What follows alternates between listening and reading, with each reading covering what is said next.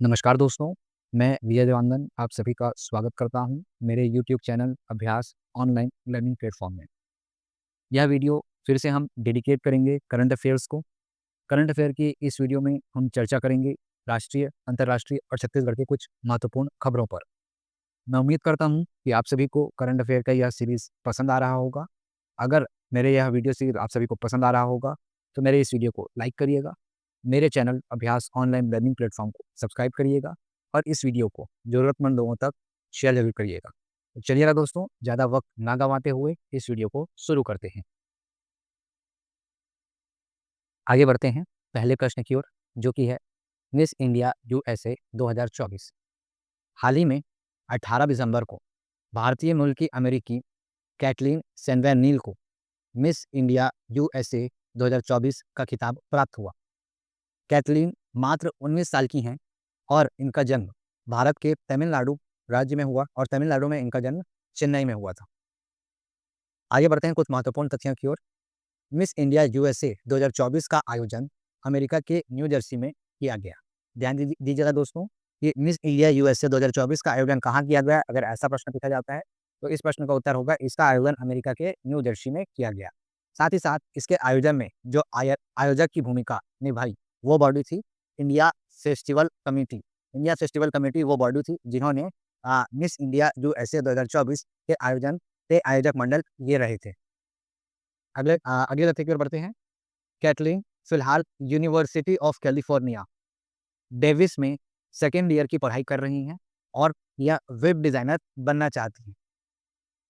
एक और महत्वपूर्ण तथ्य की ओर आगे बढ़ते हैं। इस प्रतियोगिता में इलिनॉइस की संस्कृति शर्मा को मिसेस इंडिया यूएसए, ध्यान दीजिएगा, यहाँ पर संस्कृति शर्मा को मिसेस इंडिया यूएसए का सम्मान प्राप्त हुआ और वाशिंगटन की अर्शिता कटपालिया को मिस टीन इंडिया यूएसए का ताज पहनाया गया। आगे बढ़ते हैं अगले तथ्य की ओर, जो कि संबंधित है छत्तीसगढ़ के करंट अफेयर से, जो कि संबंधित है जूडो खिलाड़ी हेमवती नाग के बारे में। राष्ट्रपति भवन नई दिल्ली में आयोजित प्रधानमंत्री राष्ट्रीय बाल पुरस्कार 2024 के कार्यक्रम में राष्ट्रीय जूडो खिलाड़ी कोंडागांव की बिटिया हेमवती नाग को राष्ट्रपति द्रौपदी मुर्मू जी के द्वारा प्रधानमंत्री राष्ट्रीय बाल पुरस्कार 2024 से सम्मानित किया गया। इस उपलक्ष्य में इस उपलब्धि के लिए छत्तीसगढ़ के मुख्यमंत्री श्री विष्णुदेव साय ने हेमवती नाग को शुभकामनाएं दी और उनके उज्जवल भविष्य की कामना की तथा उन्होंने कहा कि इस प्रकार के पुरस्कार मिलने से यह पूरे प्रदेशवासियों के लिए एक गर्व का विषय है। आगे बढ़ते हैं साथियों अगले प्रश्न की ओर, जो कि बहुत ही महत्वपूर्ण है। प्रधानमंत्री राष्ट्रीय बाल पुरस्कार हाल ही में राष्ट्रपति द्रौपदी मुर्मू जी के द्वारा 26 दिसंबर को राष्ट्रपति भवन में 17 बच्चों को प्रधानमंत्री राष्ट्रीय बाल पुरस्कार सम्मान से सम्मानित किया गया। इस बार यह पुरस्कार 17 बच्चों को दिया गया। 17 बच्चों में 7 लड़के और 10 लड़कियों को यह सम्मान प्राप्त हुआ। यह सम्मान 7 अलग अलग कैटेगरी में दिए गए, जिनमें शामिल हैं आर्ट एंड कल्चर, बहादुरी, innovation, science and technology, social work, sport and environment. ये सारी कैटेगरीज शामिल है। ऐसा पहली बार हुआ है कि राष्ट्रीय बाल पुरस्कार गणतंत्र दिवस यानी कि 26 जनवरी को दिए जाने के बजाय 26 दिसंबर को एक माह पहले ही यह सम्मान दे दिया गया है। आगे बढ़ते हैं कुछ अन्य तथ्य की ओर। महिला एवं बाल विकास मंत्रालय की ओर से अलग अलग क्षेत्रों में कुछ असाधारण उपलब्धि हासिल करने पर यह सम्मान बच्चों को दिया जाता है और यह एक राष्ट्रीय स्तर का सम्मान है। आगे बढ़ते हैं और देखते हैं कि यह सम्मान प्राप्त करने के लिए क्राइटेरिया क्या होना चाहिए। ऐसे बच्चे जिनकी उम्र 18 वर्ष से कम है, साथ ही जो भारत के नागरिक हैं, मतलब ऐसे बच्चे जो भारत में रहते हैं, उन्हीं बच्चों को यह पुरस्कार दिया जाता है। बढ़ते हैं अगले प्रश्न की ओर, जो कि है संबंधित छत्तीसगढ़ में होने वाले नगरीय निकाय एवं पंचायत चुनाव से संबंधित। महापौर और अध्यक्षों के खर्च की सीमा तय कर दी गई है। छत्तीसगढ़ में होने वाले नगरीय निकाय चुनाव के लिए नगरीय प्रशासन एवं विकास विभाग मंत्रालय ने अधिसूचना जारी कर नगर पालिका निगम, नगर पालिका परिषद और नगर पंचायतों में महापौर एवं अध्यक्ष के पद हेतु खर्च की अधिकतम सीमा को तय कर दिया गया है और खर्च की अधिकतम सीमा कुछ इस प्रकार है। 5 लाख से अधिक आबादी वाले नगर पालिका निगम के लिए महापौर एवं अध्यक्ष के चुनाव के लिए अधिकतम खर्च की सीमा 25 लाख रुपए निर्धारित की गई है, जबकि 3 लाख से 5 लाख आबादी वाले नगर निगम में 20 लाख रुपए तक की जो है वो अधिकतम राशि तय की गई है। 3 लाख से कम आबादी वाले नगर निगम के लिए 15 लाख रुपए तक की अधिकतम सीमा तय की गई है, जबकि 50,000 या उससे अधिक आबादी वाले नगर पालिका परिषद में, ध्यान दीजिएगा, नगर पालिका परिषद में महापौर एवं अध्यक्ष के पद के लिए अधिकतम जो खर्च की सीमा है वो 10 लाख रुपए तय की गई है। इसके साथ साथ 50,000 से कम आबादी वाले नगर पालिका परिषद के लिए खर्च की सीमा जो है वो अधिकतम 8 लाख रुपए तय की गई है, जबकि नगर पंचायत के अध्यक्ष के पद के लिए अधिकतम खर्च की सीमा 6 लाख रुपए रखी गई है। देखते हैं अगले प्रश्न को, जो कि संबंधित है छत्तीसगढ़ के करंट अफेयर से। छत्तीसगढ़ राज्य से पहली महिला अग्निशमन अधिकारी। देखते हैं इससे संबंधित महत्वपूर्ण तथ्य। नगर सेना एसडीआरएफ फायर एवं आपातकालीन सेवा विभाग के अंतर्गत योग्यता साहू, ध्यान दीजिएगा नाम को, योग्यता साहू वर्तमान में जिला सेनानी एवं जिला अग्निशमन अधिकारी के पद पर जांजगीर में पदस्थ हैं और यह छत्तीसगढ़ राज्य की पहली महिला अग्निशमन अधिकारी हैं। वे national fire service college Nagpur से फायर संबंधित प्रशिक्षण प्राप्त कर छत्तीसगढ़ प्रदेश की पहली महिला फायर सेफ्टी ऑफिसर बन गई हैं। National fire service college Nagpur पूरे देश का एकमात्र संस्था है जहां फायर संबंधित प्रशिक्षण दिया जाता है। साथ ही साथ इससे संबंधित एक और महत्वपूर्ण तथ्य यह है कि योग्यता साहू इस कठिन प्रशिक्षण को पूर्ण करने के उपरांत छत्तीसगढ़ की पहली महिला फायर सेफ्टी ऑफिसर बन चुकी। आगे बढ़ते हैं अगले प्रश्न की ओर, जो कि संबंधित है खो खो वर्ल्ड कप से। बहुत ही महत्वपूर्ण प्रश्न है क्योंकि खो खो वर्ल्ड कप का आयोजन पहली बार किया जा रहा है, तो इसीलिए इस पॉइंट ऑफ व्यू से ये बहुत ही महत्वपूर्ण प्रश्न होने जा रहा है। खो खो वर्ल्ड कप के लिए ब्रांड एम्बेसडर की नियुक्ति। Kho kho federation of India ने 18 दिसंबर को भारतीय अभिनेता सलमान खान को पहले खो खो विश्व कप के लिए, जो कि 2025 में इसका आयोजन किया जाएगा, उसके लिए ब्रांड एम्बेसडर घोषित कर दिया है। यह टूर्नामेंट 13 से 19 जनवरी के बीच आयोजित किया जाएगा और इसका आयोजन दिल्ली में स्थित इंदिरा गांधी इंडोर स्टेडियम में आयोजित किया जाएगा।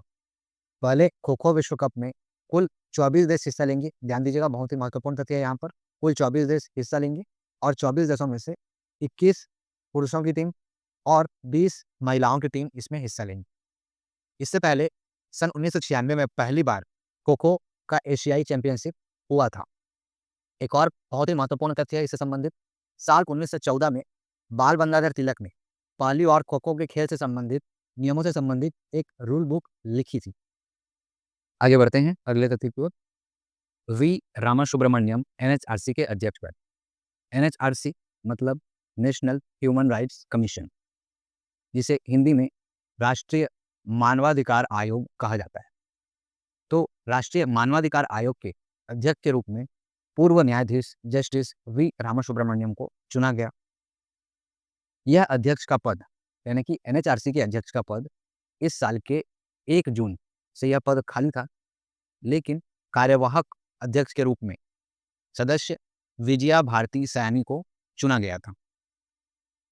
आइए देखते हैं मानवाधिकार आयोग से संबंधित संस्था के बारे में कुछ विशेष जानकारी। राष्ट्रीय मानवाधिकार आयोग एक केंद्रीय संस्था है, ध्यान दीजिएगा, एक केंद्रीय संस्था है।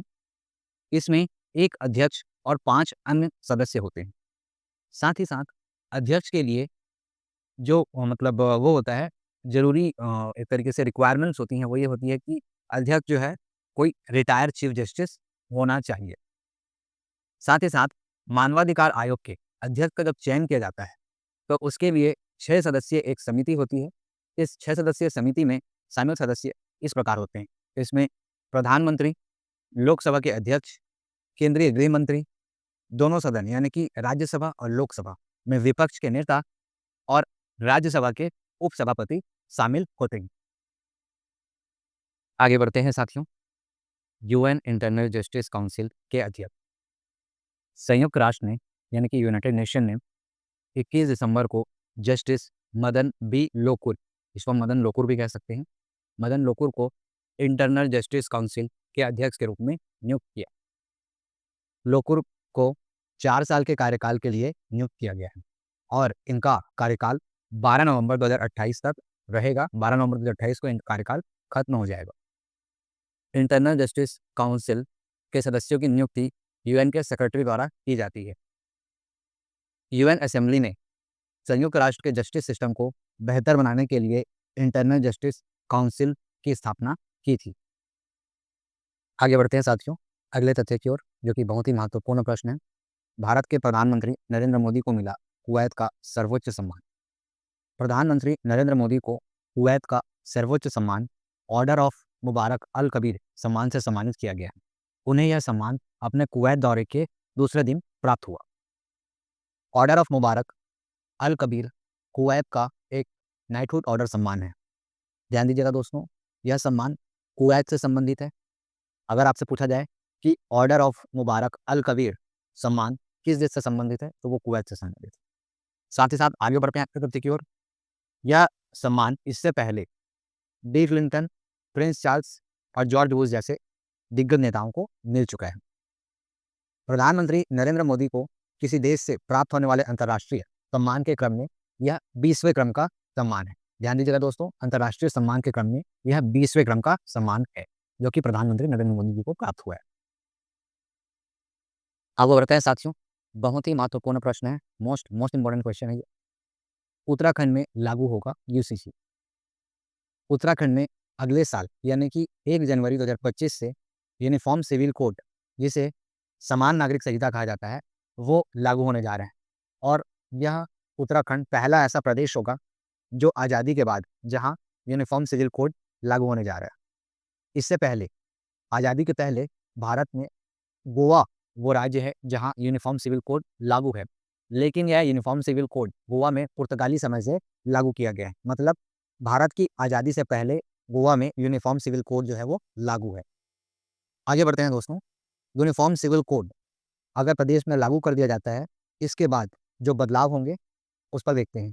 सभी नागरिकों को विवाह के लिए तलाक, गुजारा भत्ता, जमीन, संपत्ति और उत्तराधिकार को लेकर के जो कानून होंगे वो समान हो जाएंगे, चाहे वो किसी भी धर्म को मानने वाला व्यक्ति हो। साथ ही साथ इससे संबंधित एक और तथ्य है कि यूनिफॉर्म सिविल कोड को लेकर के एक्सपर्ट की जो कमेटी बनाई गई थी, उस कमेटी के अध्यक्ष हुए रिटायर्ड न्यायाधीश रंजना प्रकाश देसाई। आगे बढ़ते हैं दोस्तों अगले प्रश्न की ओर। जीएसटी काउंसिल की बैठक 21 दिसंबर को जैसलमेर राजस्थान में केंद्रीय वित्त मंत्री निर्मला सीतारमण की अध्यक्षता में जीएसटी काउंसिल की बैठक हुई। और जीएसटी काउंसिल की ये 55वें क्रम की बैठक थी। ध्यान दीजिएगा दोस्तों, जीएसटी काउंसिल के कौन से क्रम की बैठक थी? तो 55वें क्रम की बैठक थी। इस दौरान वस्तु एवं सेवा कर के कई मुद्दों पर चर्चा हुई। वस्तु एवं सेवा कर कहने का मतलब जीएसटी, ठीक है। जीएसटी का ही हिंदी नाम वस्तु एवं सेवा कर होता है। जीएसटी काउंसिल की यह बैठक 2 चरणों में समाप्त हुई। ध्यान दीजिएगा दोस्तों, जीएसटी काउंसिल की यह बैठक 2 चरणों में समाप्त हुई। जीएसटी काउंसिल की बैठक में इलेक्ट्रिकल व्हीकल्स, ध्यान दीजिएगा दोस्तों, जीएसटी काउंसिल की बैठक में इलेक्ट्रिकल व्हीकल्स के साथ साथ जो पुराने वाहन हैं, पुराने जो व्हीकल्स हैं, उस पर बिक्री टैक्स को बढ़ा करके 12% से बढ़ा करके अब 18% किया जाएगा। ये निर्णय लिया गया है। आइए बढ़ते हैं साथियों अगले तथ्य की ओर, जो कि बहुत ही महत्वपूर्ण है। वन स्थिति रिपोर्ट 2023 का विमोचन। देश में वनों की स्थिति के बारे में जानकारी प्राप्त करने के लिए वन स्थिति रिपोर्ट जो है वो हर 2 वर्ष के अंतराल में जारी की जाती है। इसी क्रम में वर्ष 2024 में वन स्थिति रिपोर्ट 2023 जो है वो जारी किया गया। और यह वन स्थिति रिपोर्ट 2023 केंद्रीय वन एवं पर्यावरण मंत्री भूपेंद्र यादव के द्वारा जारी किया गया। इस रिपोर्ट को वन अनुसंधान संस्थान देहरादून से विमोचित किया गया। आइए देखते हैं दोस्तों इस पॉइंट से रिलेटेड अन्य जो महत्वपूर्ण तथ्य हैं उसको। भारत में वन स्थिति रिपोर्ट हर 2 साल में जारी की जाती है, ठीक है। और इस वन स्थिति रिपोर्ट के माध्यम से ही जंगली इलाके के बारे में हमें व्यापक जानकारी प्राप्त होती। इसी क्रम में इस बार जो हमें रिपोर्ट्स मिले हैं उसके अनुसार यह है कि वन और वृक्ष क्षेत्र में लगभग 1445 वर्ग किलोमीटर इलाके की वृद्धि हुई है। और जहां वनों में वृद्धि हुई है वो प्रमुख 4 राज्य जो हैं वो इस प्रकार हैं। इसमें छत्तीसगढ़ पहले स्थान पर है, उत्तर प्रदेश, उड़ीसा और राजस्थान। मतलब ये 4 राज्य ऐसे हैं जहां वनों के क्षेत्रफल में सर्वाधिक वृद्धि हुई है। आगे बढ़ते हैं दोस्तों अगले तथ्य की ओर। मशाली गांव बना देश का पहला बॉर्डर सोलर विलेज।